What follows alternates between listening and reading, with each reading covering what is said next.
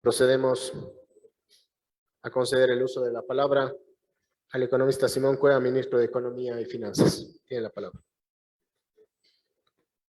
Aló. Sí, está bien. Sí, señor presidente, señores asambleístas, mucho gusto estar acá. Gracias por la invitación, colegas de gabinete, señores y señoras. Primero, muchas gracias por el tiempo para poder explicar el tema. Creo que tenemos una presentación, no sé si se la puede poner en pantalla. La idea sería explicar en grandes líneas del proyecto de ley los grandes temas que están incluidos, los distintos componentes y obviamente luego tener espacio para cualquier duda. Por favor, si nos ayudan con la presentación. Hay que, aló, ahí está mejor. Sí, me podría ser. Ya la tenía, sí, perfecto.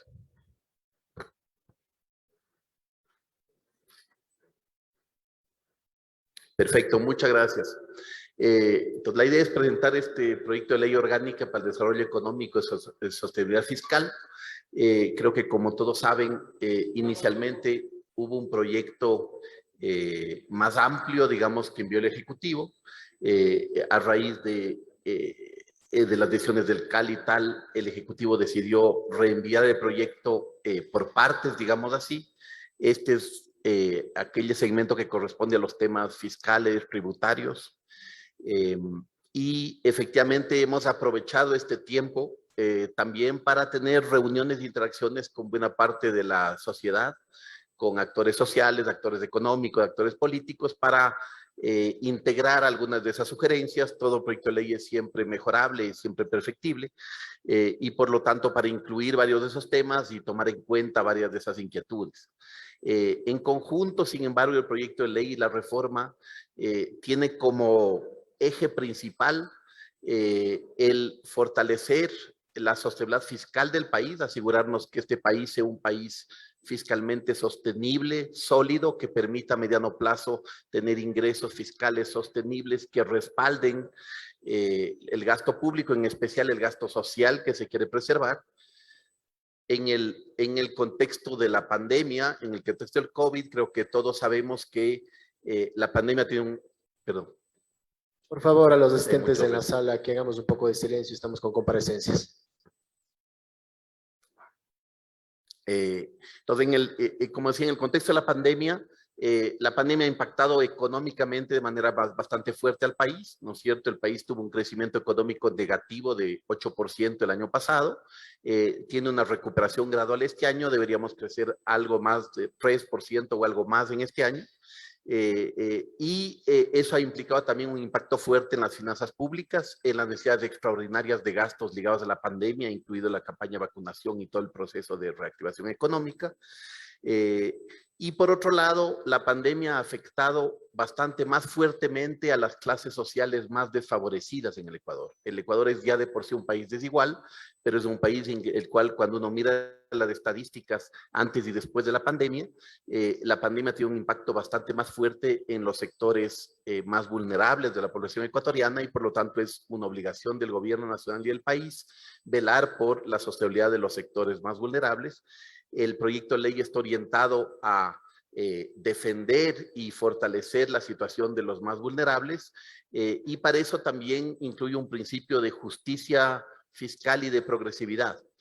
Los contribuyentes así de mayores ingresos o de mayores patrimonios, tanto en personas naturales como en personas jurídicas, son los llamados a contribuir y aportar más para este proceso de transición y de fortalecimiento de la situación fiscal del país. En paralelo se incluyen también algunos incentivos de inversión que están vistos como equilibrados, fiscalmente responsables, pero que ayuden a favorecer la transformación del país, la atractividad de inversiones y al mismo tiempo a fortalecer temas energéticos y a fortalecer a los más necesitados. El objetivo principal de los recursos adicionales que vienen por esto es el asegurar que la situación fiscal mejore. El déficit fiscal del país es un déficit bastante alto, es un déficit que el año pasado, en el año 2020, cerró en algo más de 7,000 millones de dólares. cerca de 7% del PIB. Este año esperamos que con un esfuerzo importante de austeridad y de eficiencia en el gasto público logremos reducir ese déficit a cerca de 4% del PIB para el año próximo, asumiendo que, entre otras cosas, este proyecto de ley pueda recibir el asentimiento favorable de la Asamblea, esperaríamos nosotros llegar a un déficit fiscal cercano a 2,5% del PIB para el año 2022, lo que mostraría un esfuerzo importante para regresar al país a una situación más sostenible y más creíble de su contexto fiscal. Esta ley prevé recaudar alrededor de 1.900 millones de dólares en 2 años, entre el año 2022 y el año 2023. Este proyecto de ley tiene algunos componentes que corresponden a ingresos tributarios permanentes que van a permanecer a lo largo del tiempo y otros componentes tributarios transitorios que implican un aporte especial, extraordinario de algunos sectores de la sociedad durante los años 2022 y 2023.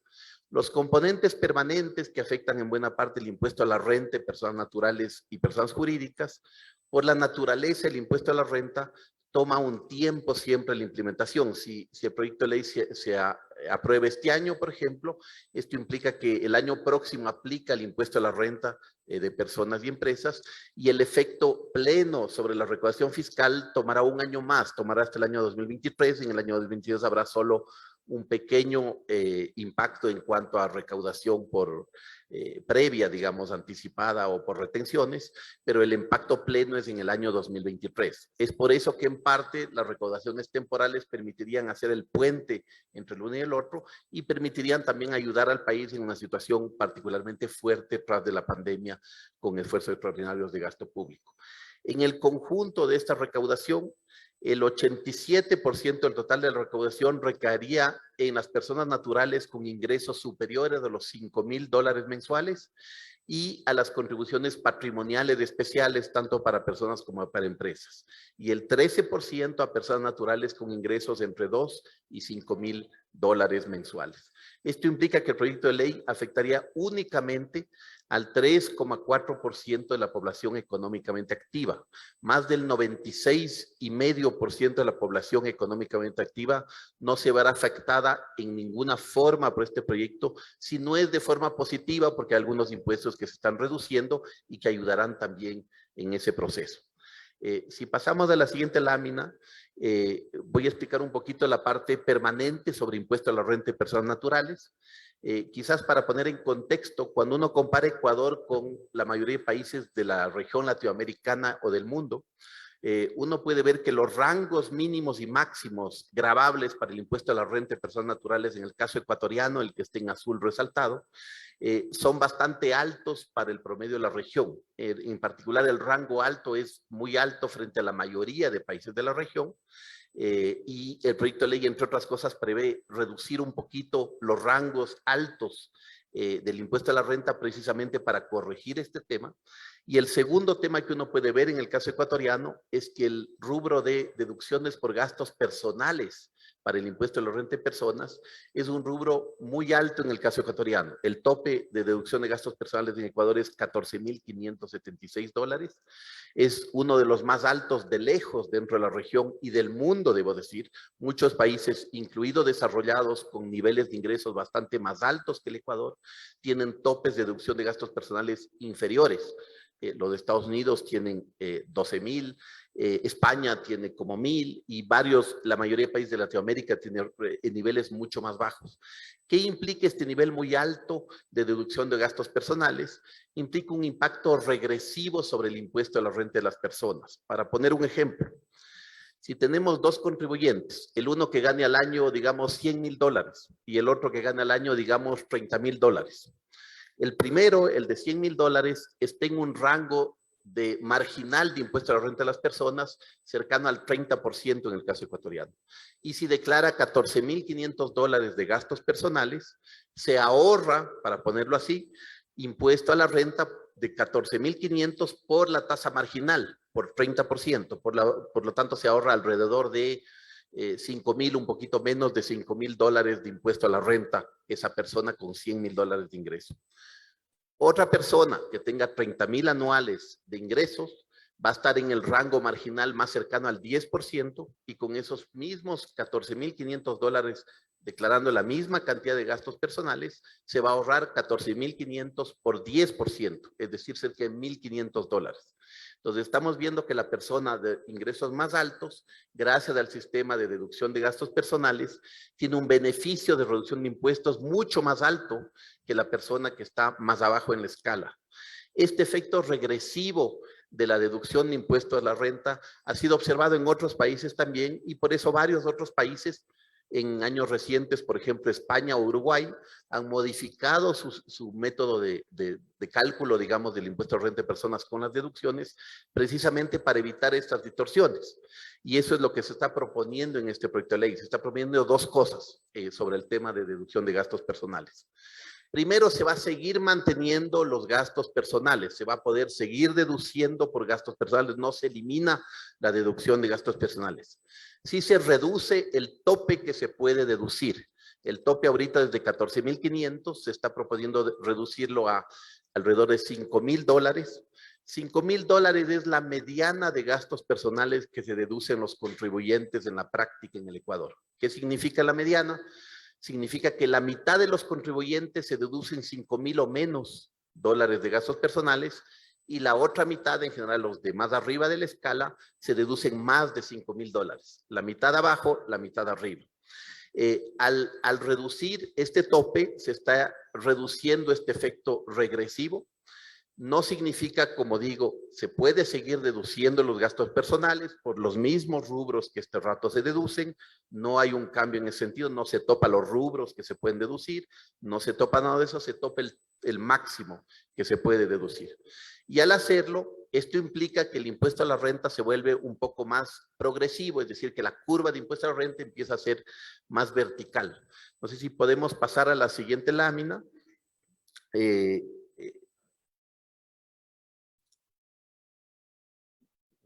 Perdón, sí. Esto es como estaba en el proyecto de ley anterior. Y vamos a dejar con la comisión la presentación para que ustedes puedan observar los cambios entre la anterior y la actual para que esté todo el detalle.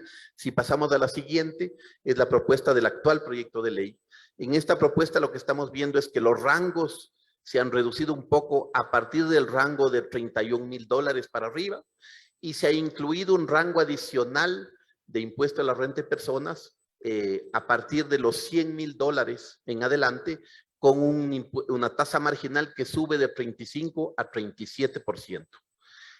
Con este sistema, incluyendo la totalidad de los impactos de estos cambios, si pasamos a la siguiente lámina, pasemos de esta también, que es un poquito complicada de explicar. Exacto. El total de la recaudación que esto implicaría en año permanente serían $460 millones con este segmento, con este componente sobre impuesto a la renta de personas naturales, como digo, a mediano plazo, a partir del año 2023, porque toma tiempo el impacto de esto. Las personas lo sentirán un poquito el año próximo, pero sobre todo a partir del año 2023. De estos 460 millones, esto implica afectar de una u otra forma a personas que ganan de $2,000 mensuales para arriba. Cuando uno mira la distribución de ingreso del Ecuador, ¿no es cierto? Como yo mencionaba, el Ecuador tiene una distribución de ingreso bastante desigual. Estas 273,000 personas representan 3,4% de la población económicamente activa. El 96,6% de la población económicamente activa del Ecuador está por debajo de estos rangos y no se ve afectada de ninguna manera por este cambio. Es más, en ciertos casos, contribuyentes que estén por debajo de $2,000 se van a ver beneficiados ligeramente por la reforma y van a pagar un poco menos de impuesto que lo que vienen pagando hasta ahora con los mismos niveles. De ahí en adelante, estos 460 millones, ustedes pueden ver por rangos ahí, por ejemplo, el rango de 2,000 a 2,500, que son 85,000 personas aportantes, tendría un impacto de 28 millones de recaudación tributaria. El rango de 2,500 a 3,000, que son 53,000 personas, tendría un impacto de 41 millones. Y así sucesivamente, como pueden ver, lo fuerte de la recaudación, el 90% de la recaudación, o un poco más incluso, el 94% de recaudación está viniendo de quienes ganan de $2,500 en adelante. Esta es una reforma tributaria progresiva que impacta mucho más en los segmentos de más altos ingresos dentro de la sociedad. Si vemos la siguiente lámina, podemos ver otra forma de mirar la progresividad. Lo que ustedes ven en azulito, ¿no es cierto?, corresponde a la distribución de ingresos de la población ecuatoriana. Esto es de la población económicamente activa, está basado en los datos del INEC, la encuesta del ENEMDU, y para los datos más avanzados y más altos, está basado en la distribución de ingresos que corresponde al servicio de rentas internas. Uno puede ver en ese gráfico que el 80% de la población económicamente activa del Ecuador gana $500 o menos al mes.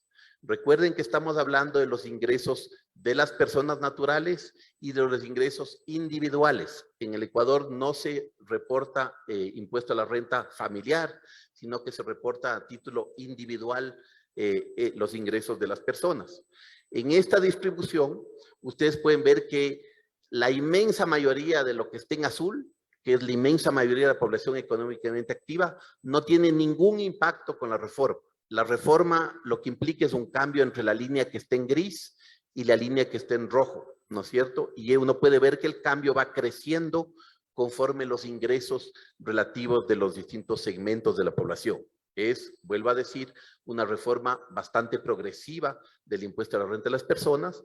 Si vemos en el siguiente gráfico, es otra forma de mirar el tema, es cómo le afecta en dólares a las personas en función de sus ingresos que están en horizontal. Y otra vez, estamos viendo que afecta sobre todo al, como yo mencionaba, el 3,4% más alto de ingresos de la población económicamente activa.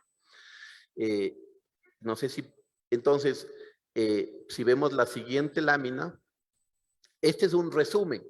¿Qué pasaría si se aplica esta reforma de impuesto a la renta y cuánto pagaría una persona según el rango de ingresos, tomando los rangos de entre $2,000 y $5,500, que son los rangos más importantes afectados de esto, sabiendo que de ahí para arriba ya son ingresos de un monto muy pequeñito, digamos, un porcentaje muy pequeño de la población. Una persona de $2,000 con esta reforma acabaría pagando $29 de impuesto a la renta al mes, es decir, 1,4% de sus ingresos, ¿de acuerdo? No son montos altos. Los montos internacionalmente de impuesto a la renta fluctúan en niveles bastante más elevados, generalmente en 10, 15%, 20%. Y aquí se llega a niveles cercanos al 10% a partir de ingresos mensuales cercanos a los $5,000. Entonces, ustedes pueden haber visto ciertas tablas que circulan en redes sociales, ¿no es cierto? Que son tablas muy extremas, que simplemente son tablas en que toman un contribuyente $2,000 que se habría deducido la totalidad y que estaría pagando este rato $2 mensuales, perdón, $2 mensuales de impuesto a la renta.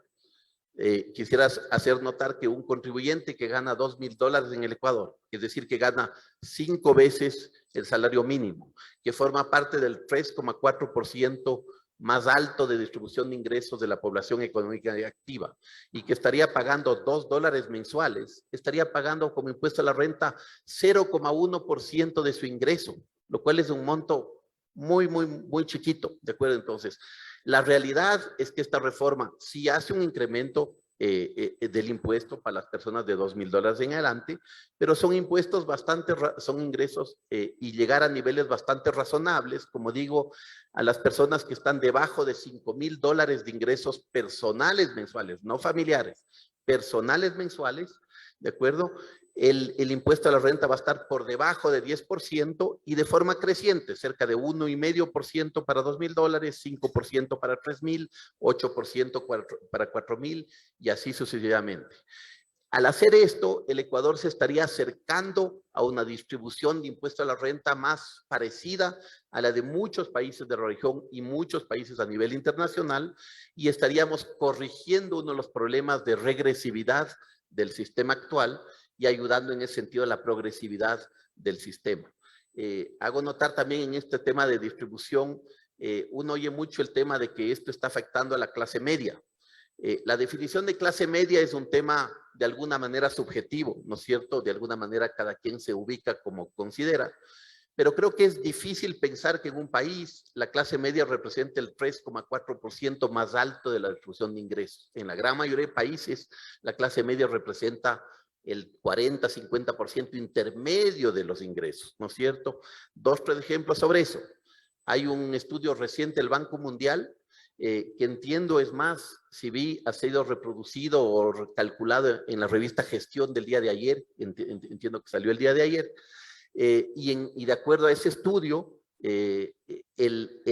la clase media ecuatoriana incluye ingresos familiares, no personales, familiares, que estarían entre, si no estoy mal, 800 y 1.600 dólares mensuales, que estaría bastante por debajo que cualquiera de la distribución que está aquí afectada, para dar un primer ejemplo del tema. Hay otro estudio de gestión, creo que cita una consultora Kantar, hay uno del Banco Mundial que tiene rangos muy parecidos. Otro ejemplo reciente, en un país desarrollado, en Francia hace pocos días, a raíz de la subida de precios de la energía eléctrica, ha habido la decisión del gobierno francés de incluir un bono especial para las personas que están afectadas por este incremento de precios eléctricos. Ese bono se aplica a las personas que en Francia ganan de 2.000 euros para abajo. Y el propio primer ministro francés hace unos pocos días, y esto es público, el señor Jean Castex acaba de declarar que ese bono está diseñado para justamente ayudar a la clase media francesa. Si en Francia, país con nivel de ingresos bastante más alto promedio que en el Ecuador, la clase media inicia de 2.000 euros para abajo, parece razonable que en el Ecuador de 2.000 dólares para abajo esté la clase media, ¿no es cierto? Entonces, quiero volver a insistir,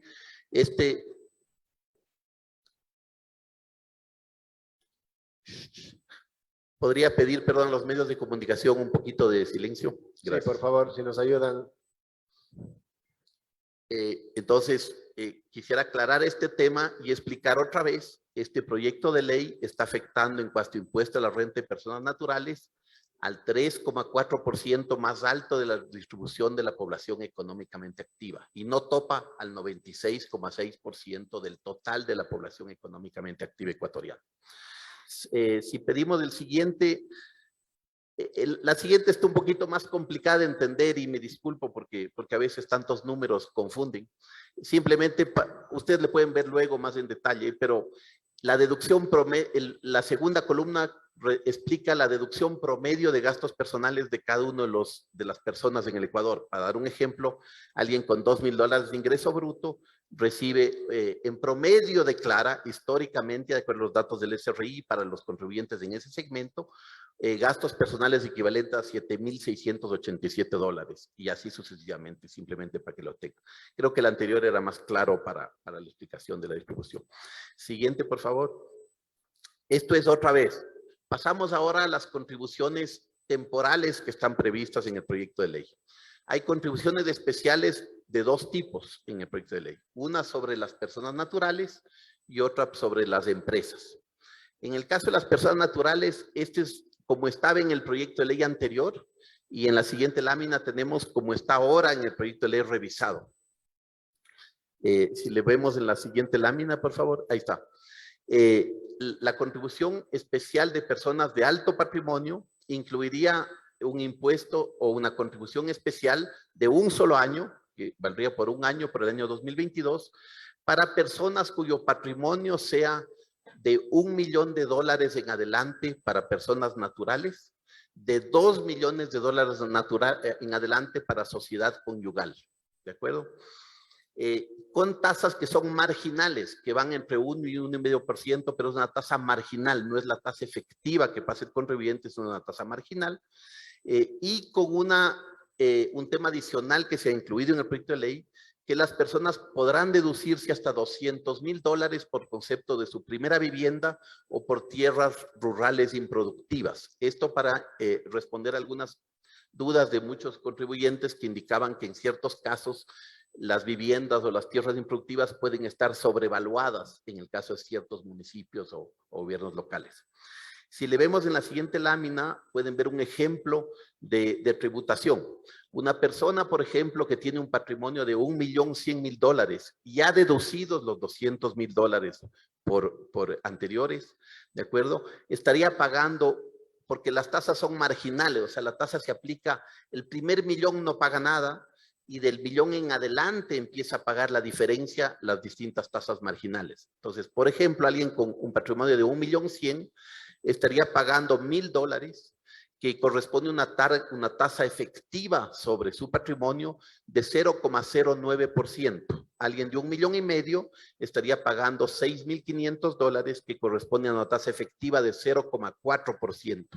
Como ustedes pueden ver, hasta los 2,5 millones de patrimonio, las tasas efectivas son de 0,9 para abajo, son relativamente más pequeñas que lo que dicen las tasas marginales por el juego de tasa marginal, tasa efectiva. Y efectivamente las tasas suben un poco más ya para las personas de muy alto patrimonio. Cabe indicar que esta contribución especial le afectaría en total en el Ecuador con las declaraciones patrimoniales que se han hecho en el SRI a 6,000 personas en el Ecuador, es decir, un monto muy pequeñito del total de la población. Son únicamente 6,000 ecuatorianos de alto patrimonio los que contribuirían con esta contribución especial. Si seguimos a la siguiente, vamos a ver el tema de las empresas. Aquí está la propuesta que estaba originalmente, y si vemos en la siguiente lámina, la propuesta como quedaría en el proyecto de ley que ha sido presentado ante la Asamblea. Siguiente lámina, por favor. Ahí está. ¿Qué es lo que se está haciendo? Y también a raíz de varios comentarios de varios sectores que indicaban que previamente había ciertas condiciones sobre las ventas o los cambios durante la pandemia, pero hacían notar muchos sectores que hay empresas de las que ha ido bien durante la pandemia, habiendo en ciertos casos bajado ventas, o hay, por ejemplo, ciertas instituciones financieras cuyas ventas totales se han reducido un poco y que en la versión anterior no hubieran estado incluidas entre los grandes contribuyentes aquí. Ahora con la contribución se está incluyendo a las empresas ecuatorianas que tienen un patrimonio superior a los $5 millones. Es decir, no se está tocando a ninguna empresa pequeña o mediana. Estamos solo hablando de empresas grandes del Ecuador que tienen de 5 millones para arriba de patrimonio y con una tasa fija flat de 0,8% sobre esto. Esta contribución, que sería por 2 años, afectaría a cerca de 1.900 empresas en el Ecuador. 1.900 empresas son las más grandes del Ecuador, representan 2,6% de todas las empresas que declararon impuesto a la renta en el año 2020 y que contribuirían por una sola vez. Si vemos la siguiente lámina, uno puede observar el impacto de esta contribución por sectores económicos. Y uno puede observar que hay 4 grandes sectores económicos que serían los grandes contribuyentes para esta tasa. En primer lugar, el sector de bancos y seguros, que contribuiría con más de 1/4 parte del total, y el sector de grandes industrias manufactureras y de comercio, y el de minería y canteras. ¿De acuerdo? Esos 4 grandes sectores, que corresponden generalmente a empresas bastante grandes con altos patrimonios, explicaría 2/3 del total de la contribución por este tema. Y las empresas que tienen de 10 millones para arriba de patrimonio explicarían el 90% de la contribución de estas empresas. Entonces, una vez más, es una contribución que está pensada en las empresas más grandes del Ecuador, las empresas con mayor patrimonio en el Ecuador, las empresas que tienen más solvencia financiera y que tienen mayor capacidad de pago. Entonces, para dar un ejemplo, una empresa que tiene 5 millones de patrimonio, que típicamente tiene ganancias de, no sé, pues $500,000 anuales o algo parecido, tendría una contribución especial de 5 millones por 0,8%, o sea, $40,000 al año. ¿De acuerdo? Ese es como el contexto y la propuesta.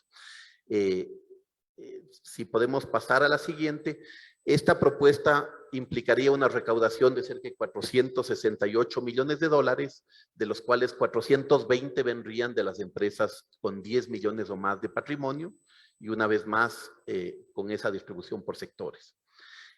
Finalmente, la propuesta de ley también incluye una propuesta, quizás pasemos a la siguiente, otra vez está la anterior versión y la versión nueva. Si podemos ver la siguiente lámina. Esta es la propuesta de regularización de activos en el exterior. ¿De qué se trata esto? El Ecuador está haciendo un esfuerzo importante para ampliar y combatir lo más fuertemente posible la evasión y la elusión fiscal. Ha hecho muchos esfuerzos junto con el SRI, se ha venido trabajando fuertemente en eso. El SRI ya tiene una unidad de grandes contribuyentes que está trabajando fuertemente en eso, que ha visto sus recaudaciones en este año incrementarse en más de 400 millones de dólares por ese rubro, cerca de 16% de incremento de recaudación de ese segmento. Y en paralelo con ese esfuerzo de mejor recaudación y de combate a la evasión fiscal, se está haciendo un esfuerzo por transparentar lo más posible capitales ecuatorianos que estén en el exterior y que no hayan sido declarados. Para eso, el SRI ha firmado ya acuerdos de libre intercambio de información tributaria con Estados Unidos y con cerca de 130 jurisdicciones a nivel internacional que conforman un grupo que se llama el CAM. El SRI ha pasado hace pocas semanas la revisión del Foro Mundial Impositivo Asociado, y eso le va a permitir ya en los próximos meses empezar a recibir información, intercambio automático de información de patrimonio que los ecuatorianos tengan en el extranjero. Esto ayudará a transparentar el tema de patrimonio ecuatorianos, esto ayudará también a que los impuestos se basen en las reales declaraciones y en los reales flujos de ingresos de las personas. Este esfuerzo importante a nivel internacional, muchos de los países que han ido en ese camino y que han implementado estos temas, dentro de la región Argentina, Chile, Colombia, Perú, por ejemplo, hay una buena práctica que sugiere el Foro Mundial y que sugiere el OCDE sobre estos temas, es que cuando uno implementa estos temas de transparencia, es sano dar a los contribuyentes un cierto plazo para que se pongan al día en sus declaraciones y que las transparenten. Y de paso que contribuyan de forma excepcional sobre esas declaraciones. No estamos hablando en ningún caso de exonerar de ningún tipo de responsabilidad penal por temas de dineros mal habidos, de plata robada o de temas de ese estilo. Esos temas siguen estando, esos temas siguen pudiendo haciéndose penalmente, y más bien esto debería ayudar a que al transparentarse temas se pueda hacer una persecución penal si fuera el caso en aquellos casos, ¿de acuerdo? Lo que se está topando aquí es simplemente el tema de la obligación tributaria de reportar esos activos, ¿no es cierto? Que de paso en el caso ecuatoriano, como no hay un impuesto al patrimonio, no ha habido una obligación de pago sobre eso, pero es importante para la base tributaria futuro de los contribuyentes. Y lo que se está proponiendo en el proyecto de ley es poner plazos para esas declaraciones de tal forma que mientras más rápido declare el contribuyente, menos tenga relativamente que pagar. Y son tasas que van entre 3,5 y 5,5% del total de activos. Es decir, son tasas más altas que las que vienen por las contribuciones especiales, precisamente para que sea un incentivo real y para que quien haya tenido declarado acá esté en una mejor situación de que quien no haya tenido declarado acá. Estamos premiando a los contribuyentes que son transparentes, que han declarado históricamente y que han cumplido con sus obligaciones tributarias. Esto en cuanto a regulación de activos en el exterior. Si vamos a la siguiente, hay un par de temas adicionales en el proyecto de ley que ayudan en ese sentido. Una de las normas del proyecto de ley obliga a ecuatorianos que tengan residencia fiscal en el extranjero, sean ecuatorianos pero viven en el extranjero, tienen su residencia fiscal en el extranjero, pero que tengan negocios relevantes, grandes negocios en el país, obliga a esas personas a que también hagan, aunque sean residentes fiscales afuera, declaraciones tributarias en el país. Esto afectará probablemente a ecuatorianos de mucho poder adquisitivo, de grandes fortunas, y ayudará a que todos los ecuatorianos, incluidos los grandes que tengan negocios importantes en el país, aunque sean residentes fiscales de afuera, tengan que hacer declaración en el Ecuador y tengan que, por lo tanto, cumplir con sus obligaciones tributarias también en el Ecuador. Es otro esfuerzo bien importante para ir transparentando y asegurando que en el Ecuador todos paguemos impuestos, todos paguemos lo que debemos pagar, no más, no menos, pero paguemos el total de lo que debemos pagar. Creo que es algo bien importante de lo que esté en el proyecto de ley. Finalmente, siguiente lámina, y ya con eso estoy muy cerca de acabar y me disculpo por la demora de tiempo. Uno, hay ciertos cambios en el gasto tributario, las deducciones tributarias para impuesto a la renta de empresas. No se está modificando a largo plazo el nivel de impuesto a la renta de las empresas, porque cuando uno compara el Ecuador con la mayor parte de países, las empresas ecuatorianas están en un nivel impositivo relativamente parejo con el resto de empresas de la región y de varios otros países del mundo, pero sí se está igualando la cancha en el sentido de eliminar deducciones específicas que podía beneficiar a B o C para que todos tengamos una situación bastante más pareja en el pago del impuesto. Y por otro lado, la reforma introduce varios temas que han sido, creo que, reflejo de pedidos de muchos sectores sociales. Por ejemplo, los productos de higiene femenina, los productos, los pañales de uso masivo, de uso popular, los lentes ópticos y audífonos, los productos que a raíz de la pandemia se han vuelto de uso cotidiano, como por ejemplo mascarillas, alcohol, etcétera, todos esos pagan a tener 0% de IVA. Los planes de telefonía celular que se han vuelto algo de uso masivo en el Ecuador, pagan allá no pagar el ICE. Entonces, lo que se está buscando es que para productos de consumo masivo, de consumo popular grande, se reduzcan los impuestos y la reforma, por un lado, pide contribuciones especiales a los sectores de altos ingresos y por otro, facilita una reducción de impuestos para bienes y consumos que son de consumo masivo. ¿De acuerdo? Finalmente, el proyecto de ley también tiene un nuevo régimen tributario para emprendedores. Se elimina el régimen del 2% de los microempresarios y el RICE y se lo reemplaza por un régimen, el RIMPE, que favorece mucho a los sectores pequeños y medianos, favorece mucho a los nuevos emprendimientos y a los nuevos emprendedores y que está pensado como un sistema que le da tiempo al nuevo emprendimiento. Típicamente un nuevo emprendimiento se demora un par de años hasta realmente despegar y por lo tanto el sistema prevé que tienen hasta 3 años de beneficios tributarios importantes bajo este esquema antes de poder pasar al régimen normal, digamos, de personas naturales. Creo que este es otro tema importante para el aspecto. Si vamos al siguiente, quizás no me voy a demorar tanto en esto, me imagino que el ministro de Producción también comentará ese tema, pero hay varios beneficios tributarios de inversión. En el tema de beneficios tributarios de inversión se ha tratado de hacer un sistema ordenado, igual para todos, que no tenga beneficios para unos y no para otros, o para una zona y no para otra, sino que sean estandarizados, que den estabilidad jurídica a las nuevas inversiones nacionales o extranjeras de empresas existentes, de nuevas empresas en el Ecuador, porque eso es importante para crear nuevas oportunidades de desarrollo de empresas y de empleos de calidad. Y hay una par de otros temas. Uno de los temas que se ha cambiado de la versión anterior del proyecto de ley, por ejemplo, es que se ha eliminado la idea de poner una tarifa 12% del IVA a los vehículos eléctricos e híbridos o a los paneles solares para favorecer los temas de transición ecológica. Y hay también algo de penalidades por declaración patrimonial incompleta o no realizada, de tal manera que estemos premiando a los contribuyentes que sí cumplen sus obligaciones y castigando a aquellos que no cumplen sus obligaciones tributarias. Para cerrar, quizás si pasamos a la siguiente lámina. Una más, por favor. Aquí está el rendimiento total de la reforma. Ahí están los... y ustedes pueden ver que hay medidas permanentes y medidas transitorias. Las medidas permanentes, como digo yo, van a rendir a mediano plazo, ¿no es cierto? Casi 700 millones de dólares a partir del año 2023 en adelante. Pero las medidas transitorias son más fuertes los 2 primeros años, cubren en parte ese tema de transición hacia las medidas permanentes y luego se reducen porque al ser permanentes no rigen más allá del año 2023. Si le ven la última lámina es algo parecido ya simplemente en gráfico, digamos, para que le puedan ver.